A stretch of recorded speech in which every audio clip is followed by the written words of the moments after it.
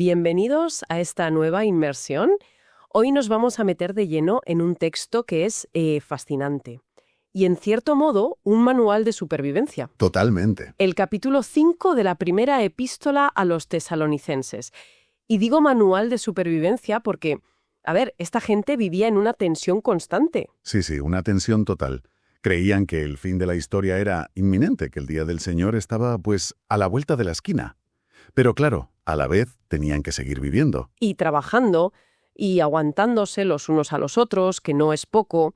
Y esa tensión es lo que hace que este texto sea tan eléctrico. Claro. Hay que pensar que esta carta es muy probablemente uno de los primerísimos escritos del Nuevo Testamento. O sea, aquí no hay siglos de teología refinada. Es un vistazo en crudo. Directo, sí.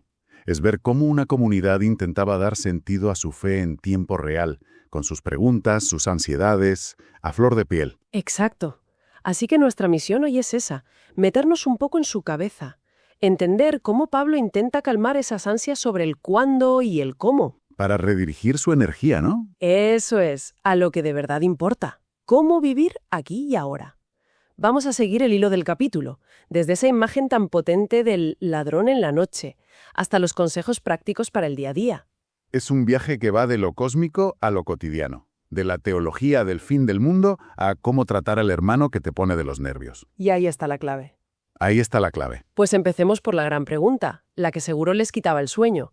¿Cuándo va a pasar todo esto?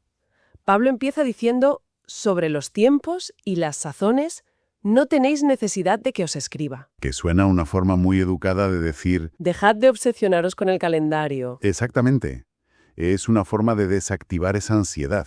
Y fíjate, lo hace de una manera muy sutil, porque al hablar de tiempos y sazones... ¿No es lo mismo? No es lo mismo. Usa dos conceptos distintos. Uno es, el tiempo que fluye, el del reloj, el cronológico. Cronos. Eso es. Y el otro, kairos, se refiere a momentos específicos, a fechas señaladas, a la temporada de algo. Al momento oportuno. Exacto. Al decirles que no necesitan saber sobre ninguna de las dos cosas, les está diciendo, mirad, no se trata ni de calcular cuánto falta, ni de marcar un día. Estáis enfocando mal el problema. Claro, les cambia el foco por completo. Y entonces les da una imagen que es todo lo contrario a la certeza de un calendario. El día del Señor llega como un ladrón en la noche. Que es una metáfora bastante inquietante. Sí, no es una visita anunciada, es una irrupción. Es una imagen diseñada para sacudir. Y hay un detalle en el original que aumenta esa sensación. No dice que vendrá en futuro, sino que viene, en presente. ¡Ostras, qué bueno! Da una sensación de inminencia, de que el proceso ya está en marcha, aunque no lo veamos. Y ese sigilo contrasta de forma brutal con la actitud del mundo, que en ese momento, según él, estará diciendo paz y seguridad. Esa frase paz y seguridad es que resuena muchísimo hoy en día. Totalmente. Suena a eslóganes políticos, a una confianza ciega en nuestros sistemas, en que lo controlamos todo. Precisamente. Es una falsa seguridad, una autocomplacencia. De hecho, la palabra griega para seguridad, asfaleia, tiene una raíz curiosísima de la que viene nuestra palabra asfalto. ¿No me digas? Sí. La idea es esa, la de una base que parece sólida, estable, pavimentada, pero que es artificial y al final frágil. Y justo cuando esa confianza está en su punto más alto. ¡Zas! Le sobreviene una destrucción repentina. Y la compara con los dolores de parto, que es otra imagen potentísima, imprevisible en el momento exacto, pero una vez que empieza... Es imparable. No hay marcha atrás. Y para que no quede ni la más mínima duda de esa inevitabilidad, el texto griego usa una doble negación. Ah, sí. Sí. Es una construcción gramatical que es como subrayar y poner en mayúsculas la frase. La traducción literal sería algo como de ningún modo escaparán. ¡Qué categórico! Es una certeza absoluta, casi matemática. Para los que viven en esa falsa seguridad, el desenlace es inevitable. Bien, este es el panorama para los que viven en la oscuridad. Pero entonces el tono de la carta da un giro de 180 grados. Se vuelve hacia ellos y les dice: Pero vosotros, hermanos, no estáis en tinieblas. El concepto clave aquí es, sois hijos de la luz. ¿Y qué significa eso en la práctica? ¿Es solo un título bonito? Es mucho más que eso. A ver, en la mentalidad hebrea, ser hijo de algo significaba que esa era tu naturaleza, tu característica esencial. Como cuando se habla de los hijos de la desobediencia. Exacto.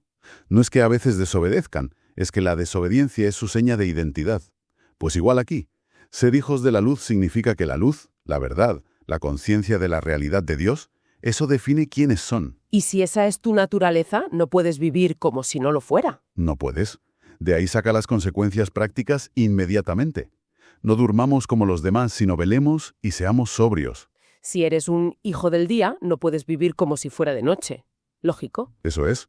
Velar es la actitud del centinela, del que está alerta, consciente de lo que pasa a su alrededor. Y ser sobrio. Que no se trata solo de no beber demasiado, ¿verdad? No, va mucho más allá.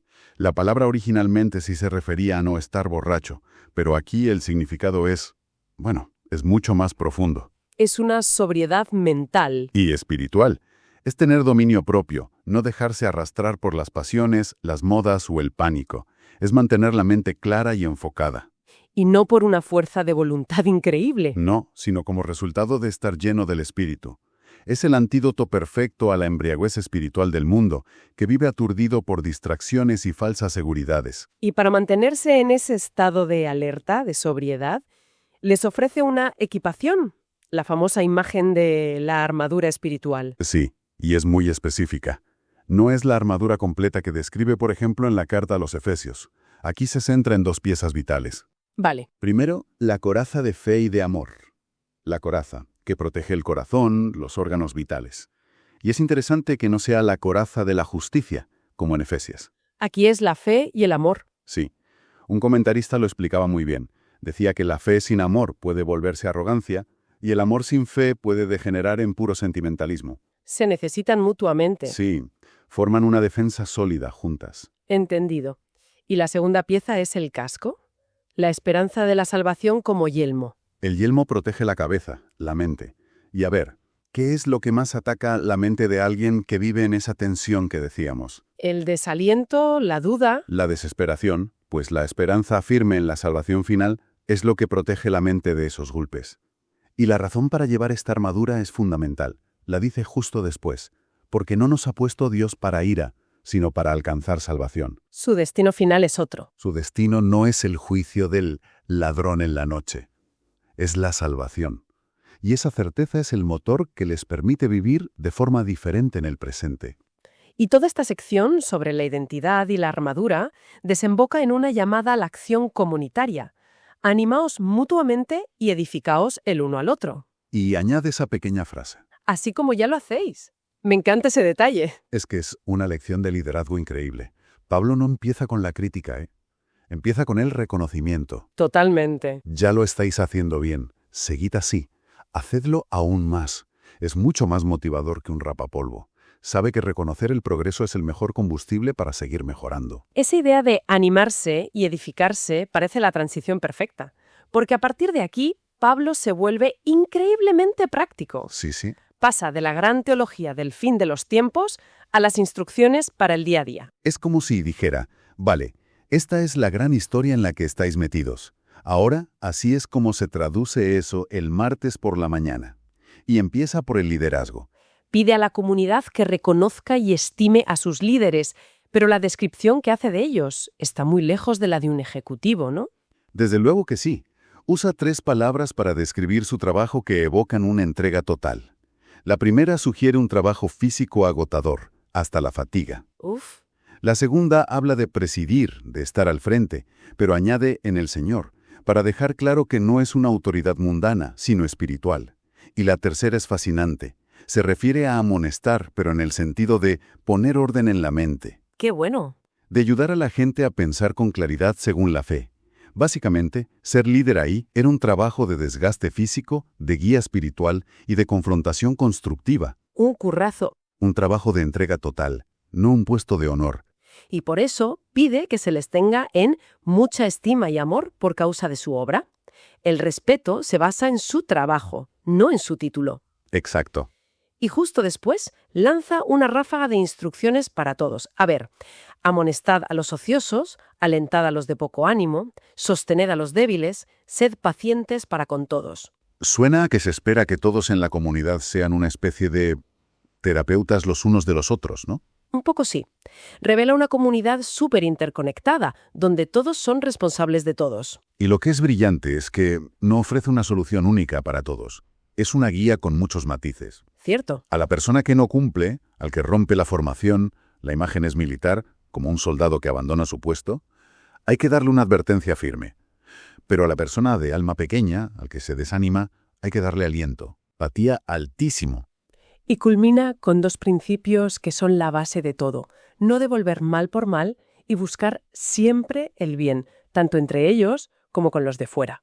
Después de estas normas para la comunidad, se enfoca en 3 mandatos que parecen más personales. Estad siempre gozosos, orad sin cesar, dad gracias en todo.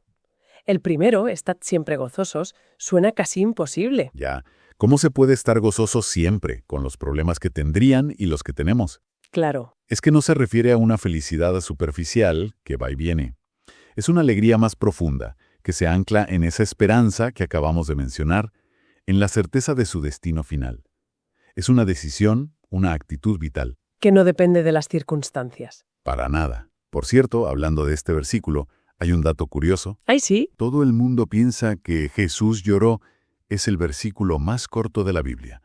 Pero al parecer, en el griego original, estad siempre gozosos es todavía más corto. ¡Anda! Apenas 2 palabras. Es increíble que un mandato tan enorme se pueda expresar de forma tan concisa. Es una de esas joyas escondidas del texto. Y el siguiente, orad sin cesar, también necesita matices. Obviamente no significa estar recitando plegarias 24/7. No, claro, sería imposible. Se trata de cultivar una actitud orante constante. Hay una analogía muy bonita para explicarlo.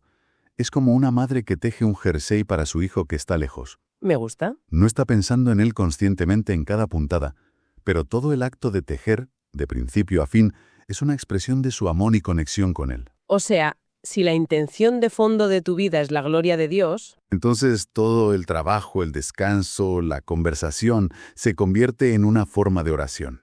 ¡Qué bonito! Y esto nos lleva a la siguiente serie de mandatos, que parece que aborda un tema algo peliagudo en la comunidad. Sí, los dones espirituales. Empieza muy directo. No apaguéis al espíritu, no menospreciéis las profecías. Aquí hay que entender el contexto. La iglesia primitiva era un lugar carismático, vibrante. Creían que el Espíritu Santo se manifestaba de formas muy directas. Como la profecía. Exacto, que era básicamente un mensaje de Dios para guiar, corregir o animar a la comunidad. Para Pablo, este don era vital. Por eso, decirle a alguien que se calle cuando trae un mensaje que cree que es de Dios o tratarlo con cinismo era literalmente apagar el fuego del Espíritu. Pero claro, eso abre una puerta peligrosa. Cualquiera podría levantarse y decir cualquier cosa en nombre de Dios. Podría llevar al caos. Absolutamente. Y Pablo era muy consciente de ese peligro. Por eso, inmediatamente después de decir no apaguéis y no menospreciéis, añade el contrapeso indispensable. Examinadlo todo, retened lo bueno. ¿El equilibrio? Les pide que sean como un catador de metales preciosos, que sabe distinguir el oro puro de las imitaciones. El verbo que usa para examinar es el que se utilizaba para probar la pureza de los metales con fuego. Así que el dilema es, ¿cómo mantienes la llama viva sin quemar la casa? Esa es la pregunta del millón. Y la respuesta de Pablo es el discernimiento. Ni un escepticismo que apaga todo, ni una credulidad ingenua que se lo traga todo. El creyente maduro, y la comunidad madura, aprende a probarlo todo y a quedarse solo con lo que es auténtico. Un equilibrio delicado, desde luego. Muy delicado. El capítulo termina con una oración final. Pablo pide a Dios que los santifique por completo y los conserve irreprensibles en espíritu, alma y cuerpo. Y en esa oración hay un par de detalles preciosos. Primero, cuando menciona espíritu, alma y cuerpo, no está tratando de dar una clase de anatomía humana, ¿eh? No. La idea es de totalidad, de que la santificación de Dios abarca a la persona entera, sin dejar ningún rincón fuera. ¿Y el segundo detalle? Está en la palabra que usa para conservar. Podría haber usado un verbo que significa vigilar desde fuera, como un guardia que protege un tesoro. Pero no lo hace. Pero elige otro que significa preservar desde dentro, como la sal preserva la carne e impide que se corrompa. La oración de Pablo no es que Dios ponga un muro alrededor de ellos, sino que trabaje desde su interior para mantenerlos puros. Es una transformación interna. Exacto, no una protección externa. ¡Qué distinción tan potente! Entonces, resumiendo, hemos visto un capítulo que empieza con la tensión del fin del mundo, nos da una identidad como hijos de la luz equipados para vivir en la oscuridad y desemboca en una guía súper detallada sobre cómo cuidarse unos a otros. Y mantener una conexión personal con Dios. Todo está conectado. La teología más elevada tiene consecuencias prácticas inmediatas. Exacto. Y eso nos deja, creo, con una pregunta final para reflexionar, que surge de esa tensión entre no apagar al espíritu y examinarlo todo. ¿Cuál sería esa pregunta? Pues a ver, el análisis que hemos hecho distingue entre la profecía como una revelación con autoridad para establecer doctrina, que para la fe cristiana se cerró con el Nuevo Testamento, y por otro lado, la guía y la iluminación del espíritu que continúa hoy. Punta muy actual. Si esa revelación normativa está cerrada, ¿cómo se manifiesta y, sobre todo, cómo se discierne la guía de Dios hoy? En nuestras vidas, en nuestras comunidades.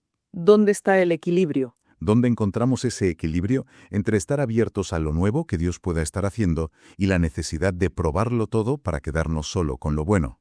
Una pregunta fundamental que conecta a los desafíos de esa pequeña comunidad del siglo I con los nuestros.